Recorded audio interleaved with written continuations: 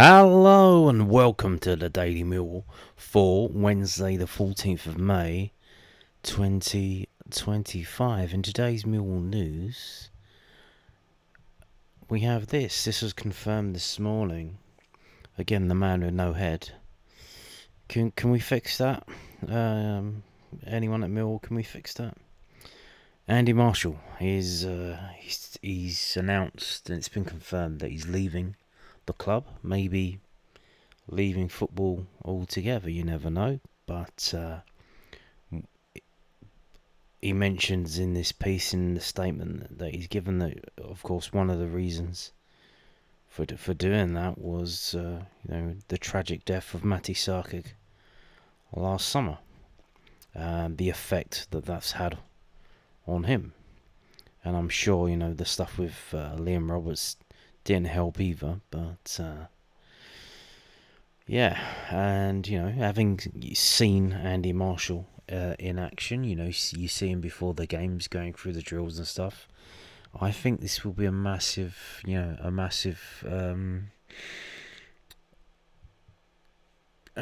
change for us. He's clearly very good at his job. He's clearly well connected and well respected in the goalkeeping fraternity in the United Kingdom. And it's going to be a sad loss for Millwall.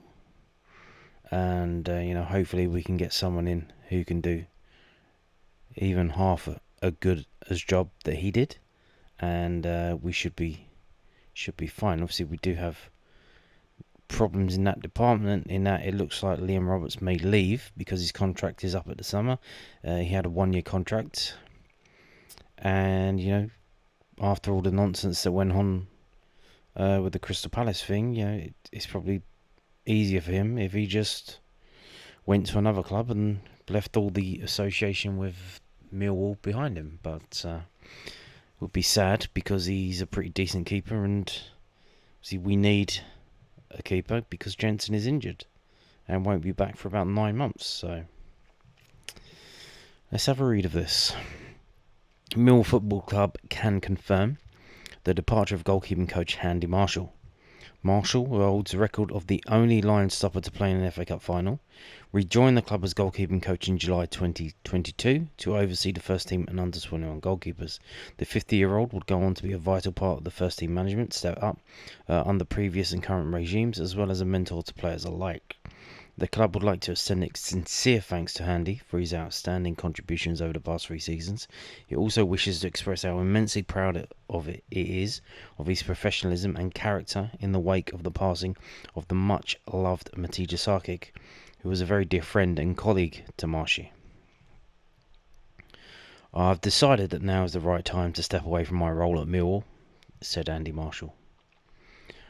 I've loved every minute of my time here, both as a player and as a coach, and I truly feel that now is the right time for me to take a break. The events over the last year have completely changed my perspective on life, and now is the moment to focus and prioritise to those closest to me and to enjoy my time with them. I would like to thank all the managers, staff and players I've worked with since my return for their unwavering support for the upcoming season, and I wish the lads nothing but success. Thank you to our fantastic chairman, who's been incredible throughout and so supportive. And finally, a thank you to the fans for everything you've done for me in both spells at the club. My family and I will continue to support Millwall from the sidelines. Once a line, always a line. So there you go, Andy Marshall on his way. Now, like I said,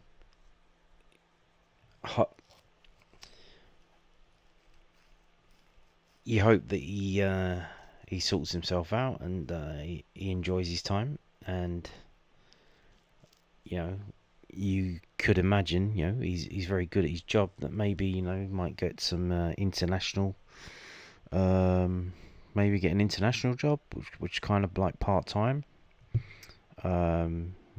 or maybe he can become a full-time like under-21 coach, or they just deal with the they have weekends off, the under-21s, so not our under-20, like if he went somewhere else. But yeah, sad, but we shall move on. But before that, we get talk about the situation from the londonnewsonline.co.uk, which is the South London Press, and they give a bit more context, so that's why I'm bringing this up.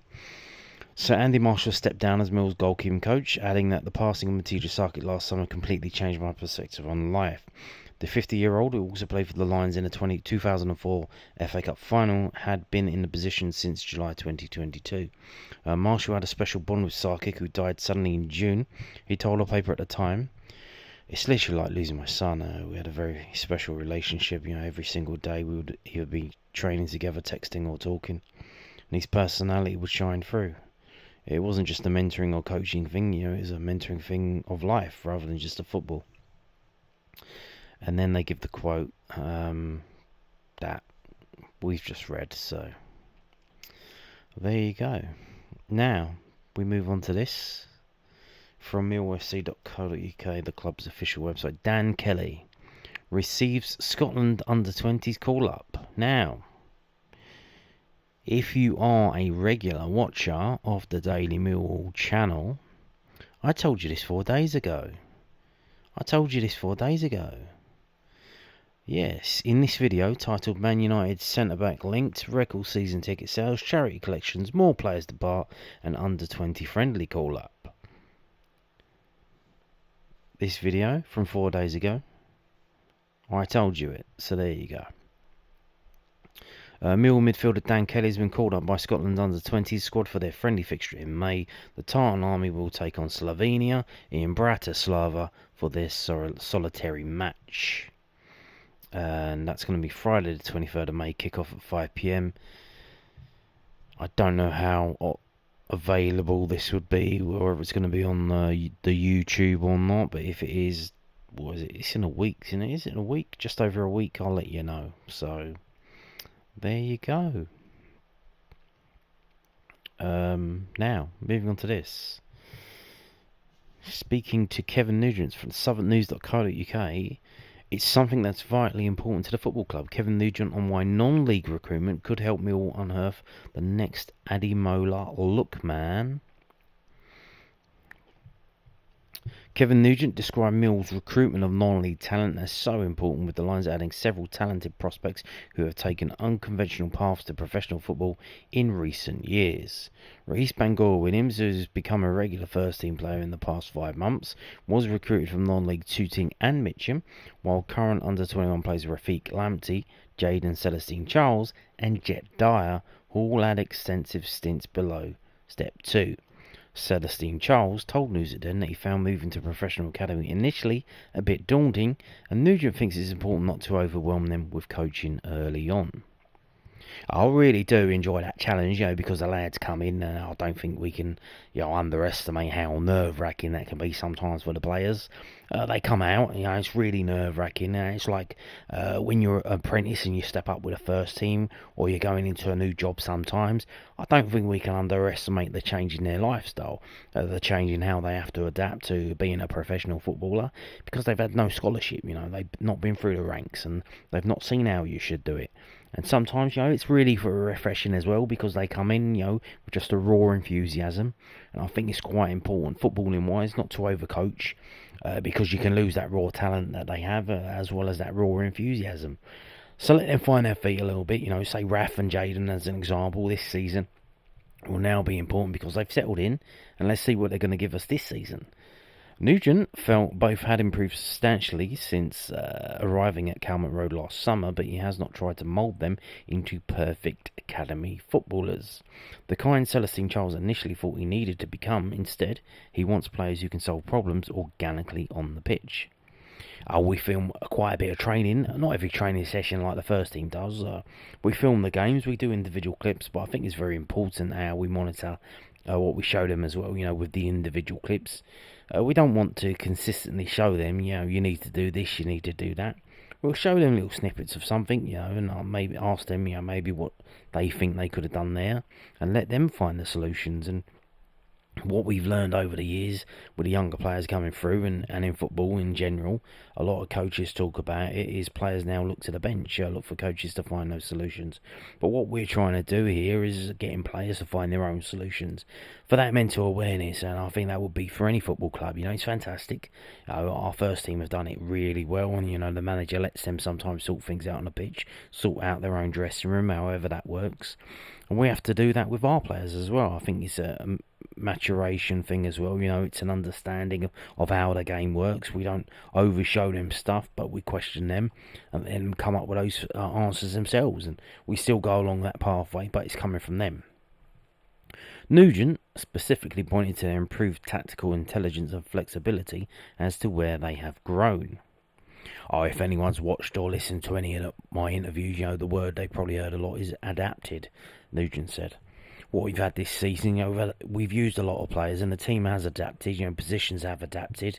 Rafa's played at left back, right back and centre mid, and he's played as a 10, and Jaden's played anywhere across the front, and he's played off the front, and he's played as a centre forward as well.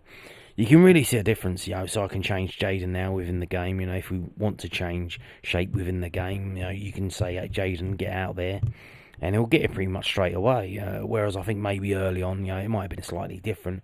That's still not taking away any of his raw athleticism and, his raw talent. The Lions have already unearthed a number of very talented youngsters in non-league, and Nugent hopes that pipeline continues. The actual recruitment process itself is so important. Lucas is doing that as the emerging talent scout. He's working so many hours looking at his videos, watching games, speaking to agents. He's speaking to different people to find those players, and he's done really well on that one. It's something that's vitally important to the football club, and they are out there. I've got no doubt about that. They are out there. Now you might end up not getting some for a little bit, but they are there. With me as a coach, and I bring them in. Let's have a look at them, and we'll see. You've only got to look at the example of, Ademola Lookman at Charlton, when he went in there, he'd been writing letters to different people, and they gave him a chance, and he got sold on, and he's a world-class player now. Indeed, this is a reminder. Obviously, disappointing the under-21s didn't get into that end-of-season tournament by finishing in the top two, but it's a reminder that the actual thing is developing the players. As I'm recording this for you now. In front of me, I'm watching the Leyton Orient Stockport game, which is at a penalty shootout, and I've been watching, Isaac Alofi, who's came through the Millwall Academy not too recently. Omar Beckles, longer before he came through the Millwall Academy. So it's about developing players so that even if they don't come through at Millwall, you can see them on your television and you can see them say, he was at Millwall, he was at Millwall, he was at Millwall as well. In the at the weekend, the FA Vars, Whitstable Town, 2 Millwall youngsters who got released last summer, involved in that team, won the FA Vars. Second Kent team ever to win the FA Vars. That's what you want. You want to develop the players. Hopefully, you develop them to come through and play in the Millwall team, like Billy Mitchell, Danny McNamara, Romain Esse, Bangor Williams. But, even if you don't, as long as they, get out there and play, it's all good. One thing I would say, Millwall under-21s were very good. They got pushed all the way by Bournemouth and Brentford, who made the top 2 spots and got into the semi-finals. Both of those teams won their games the other day quite easily. So it's the final, the national final of the under-21s is 2 Southern teams. The 2 teams that Millwall missed out to, they're playing each other in the final. So that's how tough it is in the Southern Division. It's very, very hard.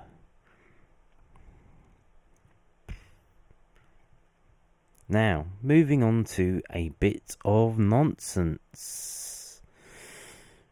The EFL, EFL.com, they have put this out. they confirmed the summer transfer window dates. So, someone tell Kevin Gallen. Steve Gallen? Is it? Which Gallen is it? I forgot. Haven't heard him since January. I hope he's working hard. The EFL has today confirmed the opening and closing dates for the 2025 summer transfer window. Open Sunday the 1st of June to Tuesday the 10th of June at 7 p.m. office hours, none of this midnight. Close Tuesday 10th of June, 7 p.m. and 1 second to Monday the 16th of June. It reopens Monday the 16th of June to Monday the 1st of September. And that's at 7 p.m. Not midnight, not 11 p.m, 7 p.m. So I think someone has been listening. Because I said you should have it closing at 9 o'clock and you could make that a TV show. The closing of the transfer. Would they do it anyway? It's on all day. But tune in. Because a lot of people tuning in at 10 o'clock, 11 o'clock. Waiting, staying up, seeing if there is a last minute transfer being made for their club. Do it at 9 o'clock. You'll get all the views. You'll get even more viewers tuning in. Don't have it closing at 11. Have that last hour of the transfer window. So it looks like they've listened, or maybe Sky have told them, can we do this? And I guess we can, because that's what they're doing. I'm going to read this and then we're going to go back to talk about why the hell they're doing this. So, due to an additional FIFA Club World Cup registration period introduced ahead of the start of the FIFA Club World Cup, the EFL and its clubs have agreed that the summer transfer window shall operate for an additional 10-day period from Sunday the 1st of June, as we just mentioned, to Tuesday the 10th of June. This is due to transfer window being unable to exceed a total of 89 days. The FIFA regulation on this matter permits the member associations of clubs playing in the FIFA World Cup to establish this exceptional registration period, and there is therefore likely to be considerable transfer activity taking place across the world's major leagues during this time. The EFL therefore believes that its clubs should also have the opportunity to be active in the market at this time. The FIFA Club World Cup is set to take place between the 14th of June and the 13th of July. And I don't care, I won't be watching it, I don't give a shit. So yeah, FIFA are doing this thing and it's a load of old rubbish. And what happened, because it's at the end of the season, the club said, well, hang on a minute, the players that were out of contract, they're not going to be able to play in this because it's going to be a week before their contracts run out. We're not they're not going to be playing. So how do we get new players in for this? And then they're changing the rules because of this rubbish. So they're letting them. So they opened it they were going to do it just for these clubs, and now EFL said, well, hang on a minute, we should do it too. Despite the fact that EFL don't have any clubs in the FIFA Club World Cup, it's just for clubs. I don't even know who's in it. I don't give a shit. The only thing I know about it is that some club in Mexico got kicked out for some reason. And then they're trying to put Inter Miami into it, even though they don't qualify for it during the things that they're allowed to qualify for it to. Because they want Lionel Messi in there. But then just do it as an invitational tournament. Why don't you just fucking invite him? Why are you trying to pretend it's something that it's not? Yeah, it's a load of old rubbish, but So yeah, they're doing this Sunday the 1st of June, which is literally 3 weeks away. Literally 3 weeks away. Now, can you imagine? So if we don't sign anyone, or any clubs, if they don't sign anyone in that first window, can you imagine what the fans are going to say? They're going to be giving them pelters. Oh, why ain't you signed anyone? The transfer window's open and closed. You didn't sign anyone. It was open for like, what was that, 10 days? And then it's going to close for 6 days and then reopen. And like they say, the reason why they're closing it and then reopening it is because it can't exceed 89 days. But they're doing the thing again. When is it closing on the second one? On the 1st of September. That's like a month into the season. Why do they keep doing that? A lot of people have said, it should be closed before the season starts. Yeah, maybe, but, at least like a week off the season. Why is it a month into the season that it closes? That don't make no sense. That don't make no sense. What they should have done is have it open and just, 10 days, and move it forward 10 days from Monday the 1st of September. So what would that be? That would be the 21st? The 22nd? Something like that. 21st of August? This is just rubbish. Like, what are they doing? The only good thing, like I said, it closes at 7 o'clock. So they're going to get everyone looking on their televisions at, in that last hour from 6 to 7. Oh, because the last hour will be from 6 to 7 on Monday. So, yeah. There you go. So, literally 3 days. Not 3 days. 3 weeks. How many days is it? 15. 16. 17 days. In 17 days' time, the transfer window is going to be open. 17 days' time. And then it's going to be open for 10 days and close again. The fixtures come out on the 12th, I think. So, you're going to be buying players. You don't even know when the fixtures are going to be. Well, you think, well, why does that matter? Well, yeah.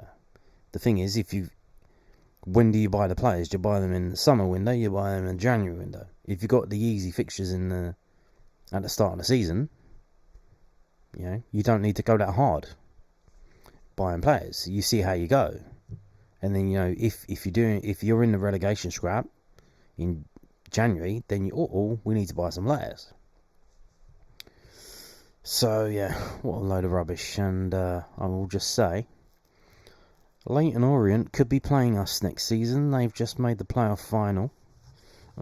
They won their semi-final in a penalty spot kick shootout. So that'll be fun, because they're not very good. None of the League One teams have been very good. And on that note, thank you for watching, and goodbye.